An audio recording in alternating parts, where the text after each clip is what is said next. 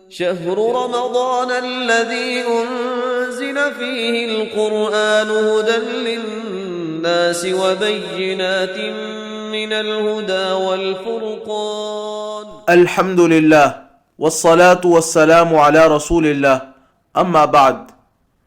رمضان المبارک کے فوائد سمیٹنے کے 30 سنہری اصولوں میں سے 14واں اصول ہے اپنا محاسبہ کرو۔ معزز سامعین، مقاصد دینی ہوں یا دنیاوی، ہر ایک میں کامیابی کے لیے محاسبہ بے حد ضروری ہے۔ آخرت کی کامیابی تو محاسبہ نفس کے بغیر ممکن ہی نہیں ہے۔ یہی وجہ ہے کہ اللہ تبارک و تعالی نے قرآن حکیم میں اس کے متعلق بڑا جامع حکم نازل فرمایا ہے۔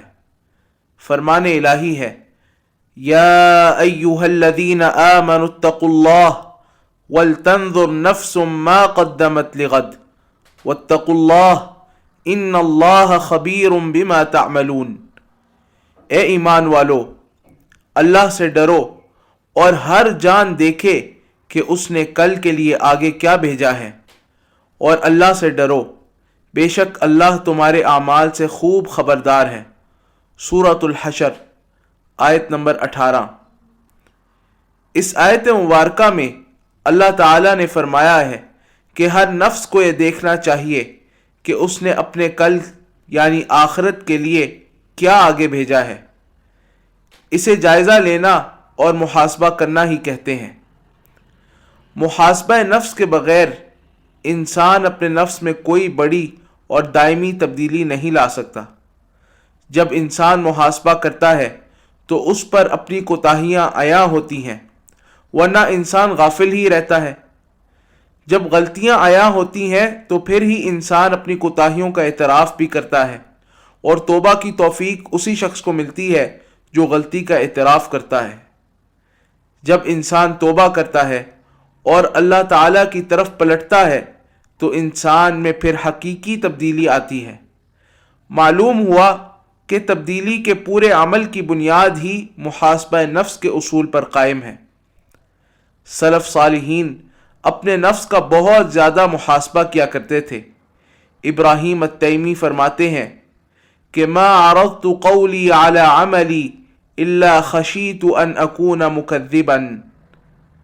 میں جب بھی اپنے اقوال پر اپنے اعمال کو پرکھتا ہوں تو مجھے ڈر لگنے لگتا ہے کہ میں جھوٹوں میں سے تو نہیں ہوں۔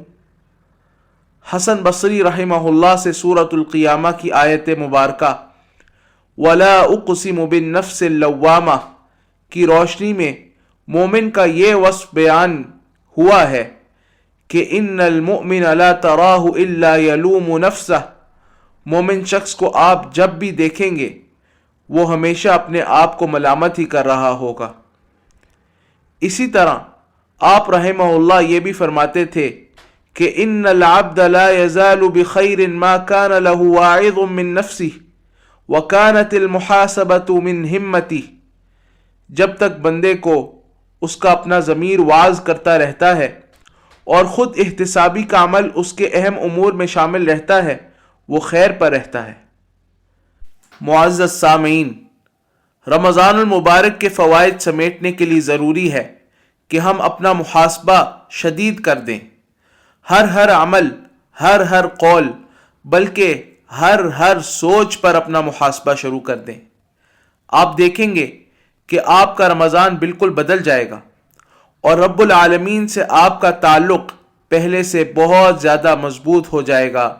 وباللہ تعالی التوفیق، وصلی اللہ وسلم علی نبینا محمد وعلی آلہ وصحبہ اجمعین۔